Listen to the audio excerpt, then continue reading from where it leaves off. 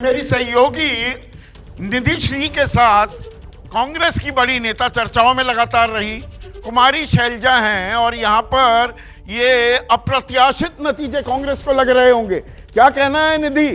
कहाँ काम बसिया नहीं मंगते हांडगे वाला काम हो रहा था, मुख्यमंत्री की ताल ठोकी जा रही थी, यहाँ तो सरकार ही नहीं बन रही कांग्रेस की।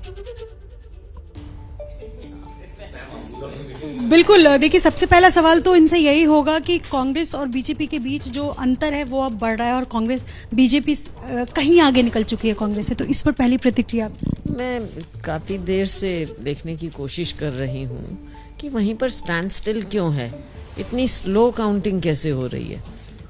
हमारे समय में लोकसभा में इतना स्लो नहीं था, बहुत राउंड हो गए थे, बल्कि हम अंत की ओर जा रहे थे। अभी तो बहुत ऐसा लग रहा है कि दो तिहाई काउंटिंग तो अभी बचा है। क्यों ऐसी बात है? 12 बज गए, वरना 12-1 बजे तक तो विधानसभा के ट्रेंड के अंतिम दौर पर आ जाते हैं।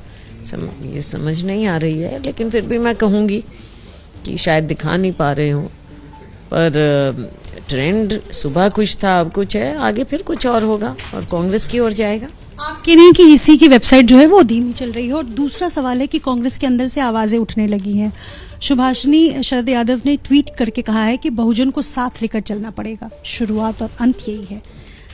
क्या मतलब, आपसे समझना चाहती हूँ, क्या कहना चाहती हूँ? मुझे मालूम नहीं है, लेकिन शरद यादव जी आप जानते हैं कि देश के एक बहुत बड़े नेता थे और उनकी पॉलिटिकल समझ सब जानते थे, वो कमिटेड थे सोशल जस्टिस को। तो सुभाषिनी जी से आप उनसे खुद बात कर सकते हैं।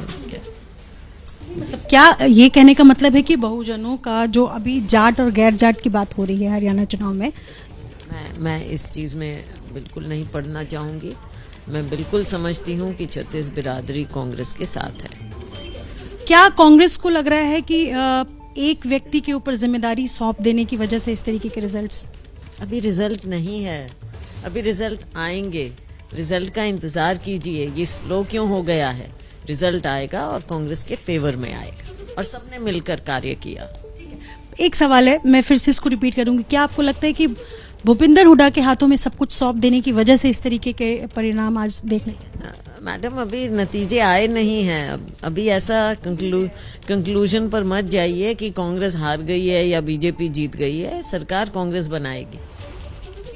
शुक्रिया बातचीत करने के लिए। तो देखिए, अभी भी कुमारी शैलजा इस उम्मीद में है कि जो रिजल्ट्स हैं वो कांग्रेस के फेवर में हो और इलेक्शन कमीशन की वेबसाइट धीमी चल रही है तमाम सवालों को लेकर जवाब देती हुई। संदीप, तो यहाँ पर ये खिसियाहट है क्या कांग्रेस की कि जी ईसीआई की, इलेक्शन कमीशन ऑफ इंडिया की साइट धीमी चल रही है, पूरी जानकारी नहीं मिल रही है।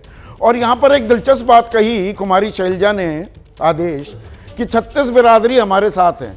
36 बिरादरी साथ है, 35 सीटें मिल रही हैं, 35 सीटों पर बढ़त बनाई है।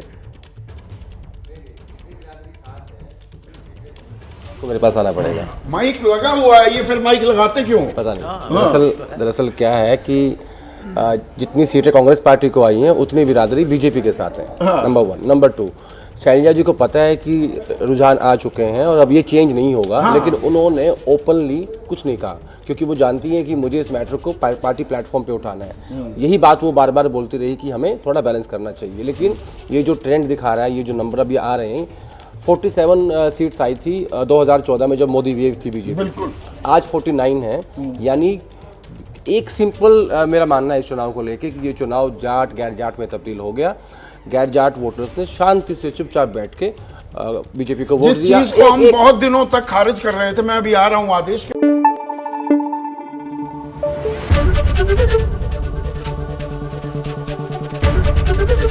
एबीपी न्यूज आपको रखे आगे।